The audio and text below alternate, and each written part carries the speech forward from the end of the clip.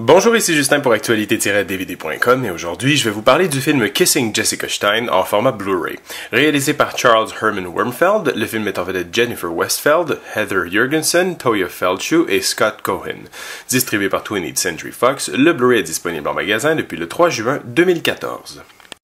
Jessica Stein est journaliste à New York. Elle est jolie, sensible et intelligente, mais le célibat lui pèse. Son frère vient de se fiancer, sa meilleure amie est enceinte, alors qu'elle-même n'a pas eu d'histoire d'amour depuis 1 an.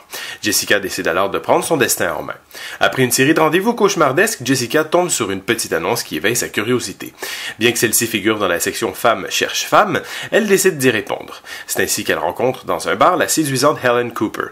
À sa grande surprise, le courant passe instantanément entre elle et la soirée, chaleureuse et animé, se conclut sur un baiser qui trouble au plus haut point Jessica.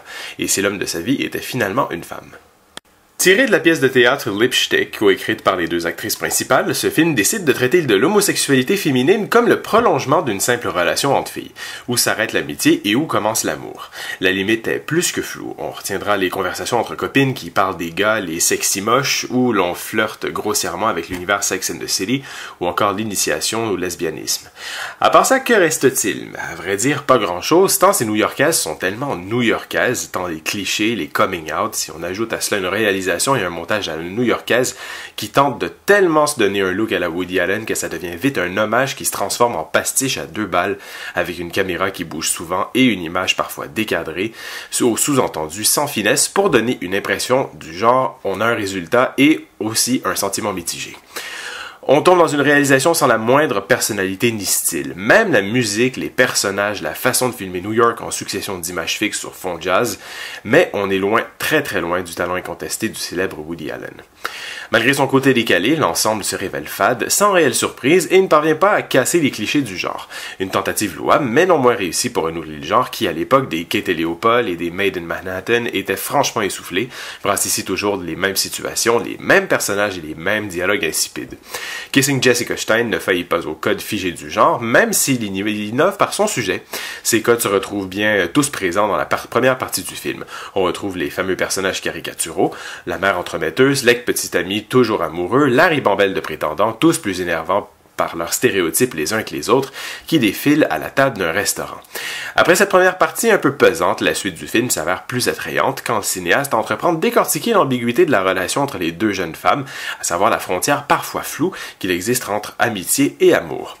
On se laisse alors attendrir par cette histoire d'amour atypique entre deux jeunes femmes seules, en but à des problèmes d'identité sexuelle, en quête de tendresse et du bonheur. Mais le côté caricatural des personnages revient en force, qui devient très agaçant et finit par nuire définitivement à l'ensemble, même si le film possède quelques belles intentions.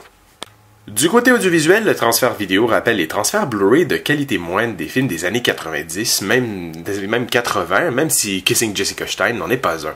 Il s'agit en fait probablement d'une copie de la bande originale 35 mm de qualité plutôt ordinaire qui a servi pour le transfert numérique, car l'image est assez terne avec des couleurs quasi pastel, ce qui semble ne pas être du tout l'intention stylistique du réalisateur. Les contrastes en prennent également un coup. Les noirs ont un rendu presque laiteux, la profondeur de l'image ainsi que les détails sont loin d'égaler un film tourné au début des années 2000.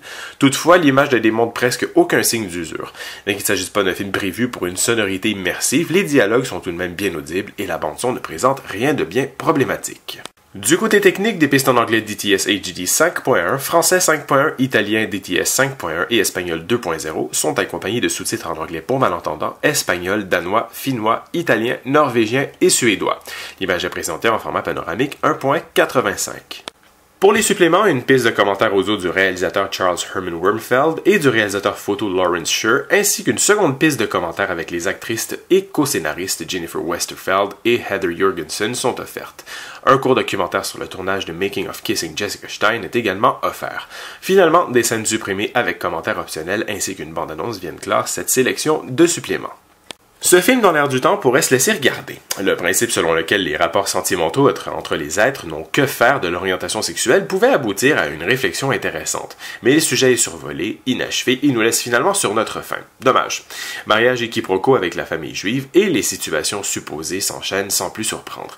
Les scènes passent et le film lasse. Réussir à placer cette originalité de point de vue dans le contexte déjà passablement stéréotypé, la comédie romantique était une gageure que le réalisateur n'a pas su relever. Si vous souhaitez tenter le coup, je vous conseille fortement de vous tourner vers un autre titre de chez 20th Century Fox, la bien plus savoureuse comédie romantique anglaise Imagine Me and You, avec les charmantes et talentueuses Lena Headey et Piper Perabo dans les rôles titres. C'était Justin, merci et bon visionnement!